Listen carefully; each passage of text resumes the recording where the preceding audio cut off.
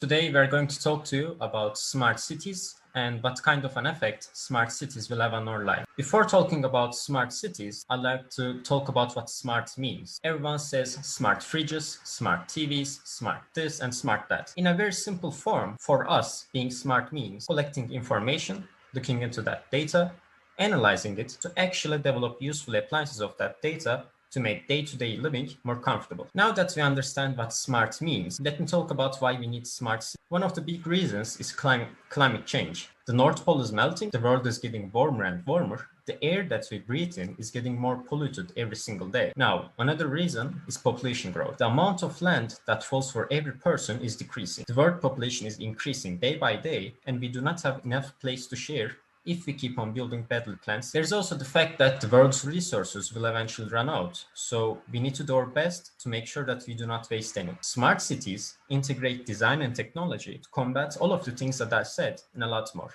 So let's see how smart cities are built. We need to look at a smart city as if it's a human body. How does the human body work?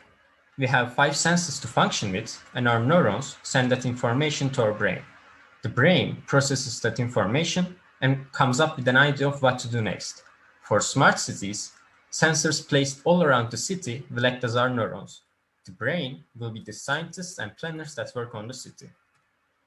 I'd like to talk to you about how Chong Kon Han, an architect planner that works on one of the smarter cities out there, Singapore, built a smart city. The first step in building a smart city is to collect data. This includes all kinds of data about the buildings, the roads, the parks, energy use, waste, and a lot more. Then she puts this data into a computer and she develops a 3D map of the city. Now, she can do a lot with this simulation. For example, she can look at the wind flow of the city. The orange and red arrows at the bottom left show that there's a lot of wind flow, which is a good thing. The blue arrows in the middle show that the wind flow is pretty low. I need to look at the east side of the city. After moving some buildings and adjusting the locations of some of the parks, the wind flow looked like this. You can see that the wind flow is a lot more compared to the way it was previously. This means cooler and better air quality throughout the city. This results in less energy wasted on air conditioners and fans. Another thing that you can do with a 3D simulation of a city is to get the shadow analysis of it. This way, you can spot the best locations to place the parks, the outdoor plazas, and so on, in a way that they get the required amount of sunlight during the day. The program can also check the solar irradiance of an area, as you can see in the picture. This will show you the best places to put a sky garden or a solar panel to maximize their efficiency. A place with moderate sunlight might get more from a sky garden, whereas a place with a lot more sunlight can use a solar panel more effectively. Now, you might be asking, how can we apply all this into an already existing city? To make a city smart, you need to make it greener. This means more recycling, more solar panels, rainwater harvesting systems, and a lot more. For a city, this might mean hundreds of solar panels and other types of equipment. To track all this, you need to place numerous sensors for every equipment. This will allow you to spot any anomaly even before it causes something to break and stop working. That way, you can keep everything functioning without having to manually check every single equipment. This is how you make a city smart. As mentioned before, infrastructure has become smarter with sensors, automation, and context-sensitive devices playing an increasingly common role in our daily lives. Smart infrastructure provides the foundation for all the key themes related to a smart city, including smart health, smart mobility, smart waste management, water, energy, mobility, buildings, and digital infrastructure. The core characteristic that underlies most of this component is that they are connected and they generate data which may be used intelligently to ensure the optimal use of resources and improve performance. Now, I would like to introduce a company called Telensa, which focuses on smart lighting system. Cities across the world are investing heavily to install cleaner, more reliable LED street lighting. And adding wireless controls completes the potential of LED, increasing energy savings by up to 30% and cutting maintenance costs with automatic fault alerts and self-diagnosis. Most of all, controls enable lighting to adapt the needs of the city, both in real time and over the long term. Their street lighting solution consists of 4 components, which are telecell, base stations, central system, and user interface. Telecells are installed on street lights, as you can see, and establish connection to a base station through ultra narrowband. And each base station can accommodate up to 5,000 telecells over a range of 1 to 6 meter or 2 to 6 kilometer. And all of the base stations communicate to a central system via the internet, which can support up to 550,000 lights. Telecells control the lights and can switch them on or off as required, and also vary the light levels. The central system determines what each telecell should do and program them by sending signals through the base station. And the base station communicates via ultra narrowband with each of the individual telecell. And base station consists of three main parts: a radio, an antenna, and light meter. The radio is a small box that attached to a rod antenna and should be mounted high, either fixed with brackets at the top of an existing street light column or alternatively on the roof of a building. The light meter is used to measure the daylight at around dawn and dusk. The central system server performs also a number of important functions. It controls the communications with base stations. It hosts a database that stores information about and from each telecell, and it is a web server that hosts the user interface. The central control saves energy, improves improves service levels, and enables lighting to respond to citizen needs. It transforms isolated street lighting infrastructure into the connected foundation for other smart city sensor applications.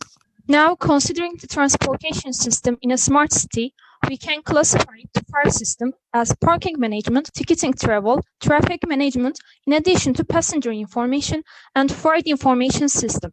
I will explain the application in the parking system. We have example in Germany, Stuttgart Airport, that launches automated valet parking service. You can take the system as fully automated and driverless. As can be seen, cameras here detects the car and its surrounding. This automated valet parking is developed by company Bosch, and it is the world's first fully automated system that not only searches for a parking spot, but also parks the car in the parking garage. As soon as a vehicle enters the parking garage, the infrastructure checks to see whether it is enabled for automated valet parking. All the driver needs to do is stop the vehicle in the drop-off zone, get out, and activate the parking service in the smartphone app. From that point on, the automated valet parking infrastructure in the garage maintains a constant connection to the vehicle and guides it directly to the nearest parking. The cameras installed in the parking garage identify which parking space are vacant to occupy it, and they monitor the vehicle's path as well as its surrounding, as I mentioned. Now, as soon as the infrastructure detects an obstacle near the vehicle, like a person or object, the system immediately brings the vehicle to a completely stop. So it is possible for pedestrians to make their way through the parking garage at the same time too. The smart infrastructure can successfully park the vehicle even in the tightest of space. And the automated valet parking also expands the range of services that can be offered, such as automated battery charging for the duration of the parking period. Now, when the driver is ready to leave, the vehicle is simply reactivated in the smartphone, and smart infrastructure guides it to the pickup zone. The garage is equipped with a camera-based infrastructure, and it includes stereo cameras, a cloud base, in addition to parking garage service with the corresponding connectivity hardware. The vehicle technology required for this system mainly consists of automatic transmission, electronic stability program, ASP, an electric parking brake, electric power steering system, start-stop function, and communications unit. With this technology, automated valet parking becomes fast, safe, and driverless. I mentioned this parking technology required electronic stability program, ASP. ASP supports the driver in nearly all critical situations. It detects vehicle skidding movements and actively counteracts them, which improves driving safety. With this technology, up to 80 of all skidding accidents could be prevented. The system components are wheel speed sensor, steering angle sensor, and inertial measurement unit. I will mention function of the wheel speed sensor. As in the figure in blue circle in the wheel, we have wheel speed sensor. This sensor reports a car exact speed as well as detects forward-backward movement and sabotage cases. And this sensor consists of a silicon integrated circuit in the sensor head. The circuit uses Hall technology, and it is exposed to changing magnetic field of the rotary encoder. You can think the rotary encoder as an electromechanical device that converts the angular position to analog or digital output signals. Hall effect sensors are devices which are activated by an external magnetic field and provide single output. The magnetic field has two important characteristics, which are flux density and polarity, known as north and south poles. The output signal from a Hall effect sensor is the function of magnetic field density around the device. If magnetic flux density around the sensor exceeds a certain preset threshold, the sensor detects it and generates an output voltage called Hall voltage, shown right in the diagram as V8. The sensor consists of a thin piece of rectangular p-type semiconductor material, gallium arsenide, passing a continuous current through itself. When the device is placed within a magnetic field, the magnetic flux lines exert a force on the semiconductor material, which deflects the charge carriers, electrons, and holes. The movement of charge carriers is the result of the magnetic force they experience passing through the semiconductor material. The Hall effect sensors are available with either linear or digital output. The output signal for analog sensors is taken directly from the output of the operational amplifier, as shown here, with the output voltage being directly proportional to the magnetic field passing through the Hall sensor. And the VH voltage becomes as Hall effect coefficient times current divided by the thickness of the sensor multiplied with magnetic flux density. Now, if we have plot of magnetic flux density in the x-axis and output voltage in the y-axis, while the flux density is increasing, output voltage increases. But after a certain time, output voltage comes to the saturation point. We have talked about things concerning infrastructure development, urban planning, and traffic surveillance, and so on. But there's another problem to be covered, which is urban security. I would like to introduce you to a project called ShotSpotter. The New York Police Department launched a pilot program in 2015 called ShotSpotter. It's a surveillance system installed in urban areas to detect gunshots and signal the law enforcement nearby to prevent any incident. For gunshot detection, ShotSpotter basically works like this. It detects, locates, and alerts on gunfire in less than 60 seconds. Provides tactical data, including presence of multiple shooters or automatic weapons. Reports on individual discharge locations for improved data. The built-in microphones are programmed to ignore ambient sound. The sensors timestamp the loud and explosive noises they detect. Also, location information is shared as well. Multiple sensors are used to increase the accuracy of the data. Complex calculations are used in data centers to calculate the whereabouts of the exact source. There are things that can affect the performance of the gunshot detection system. Environmentally, light or noise characteristics can cause false alarms. Areas with loud ambient noise can suppress gunshot sounds. Areas with flashing lights can increase the chances of a false alarm. You can here see that the decibels of a gunshot is much higher than the decibels of sounds we hear every day.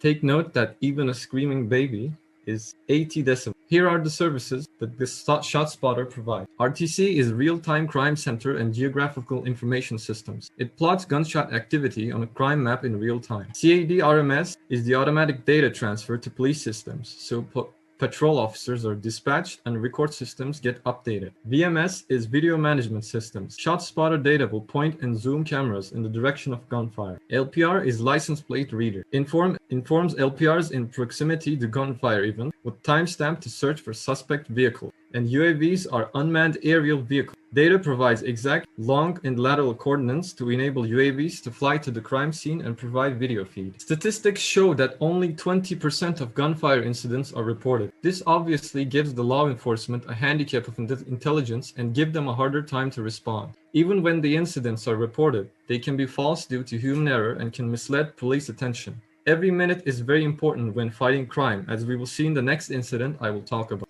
In California, a late-night shooting incident happened in a popular bar area near a world-class West Coast university. As you can see, the police car is patrolling this area. They reported gunshots, but misled because of the urban environment. Since the sound can bounce off walls, they thought it was coming from the park, but it was actually in another direction. In 1 minute, the ShotSpotter alert system notifies the police officers and directs them to the correct location. The police forces reached to the location in a very short time and could take control of the situation. The incident was contained and 2 suspects were apprehended thanks to the coordinated efforts by campus security and the city police, aided by ShotSpotter's secure campus technology. If you would like to research more about this topic, here are the top 10 companies in this field that are leading the smart city technologies globally. And now we ask you, what is the smart city you dream of?